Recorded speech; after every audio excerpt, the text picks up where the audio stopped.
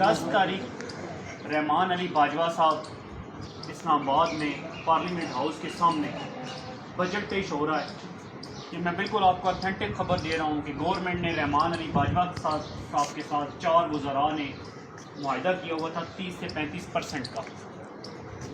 उसकी तकमील के लिए अब वहाँ पर स्ट्रेंथ शो करनी है। अगर तो हमारी तादाद वहाँ पर तकरीबन 10,000 हुई तो आप यकीन करें कि 30% गवर्नमेंट आपको देगी और बताएगी कि IMF का प्रेशर ज़रूर है लेकिन हम अपने मुलाजमीन को हैंडल नहीं कर सकते।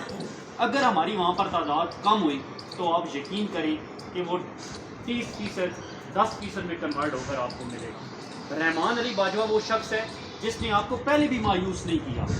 आप 110% रहमान अली बाजवा के अलाउंस आप अपनी तनख्वाह में पिछले 3-4 साल से देख ले रहे हैं। अभी शदीद तरीन हालात हैं, मुश्किल तरीन हालात हैं, IMF का प्रेशर है और गवर्नमेंट भी ये चाहती है कि मुलाजमीन की तादाद वहाँ पर पहुँचे और हम IMF को बता सकें कि हमारे ऊपर प्रेशर है। जितने बंदे यहाँ पर बैठे हुए हैं 30-35, मैं इनसे गुजारिश करूँगा, रावलपिंडी रेलवे स्टेशन से कन्वेंस हमने इंशाल्लाह देनी है, खाना हमने आपको देना है।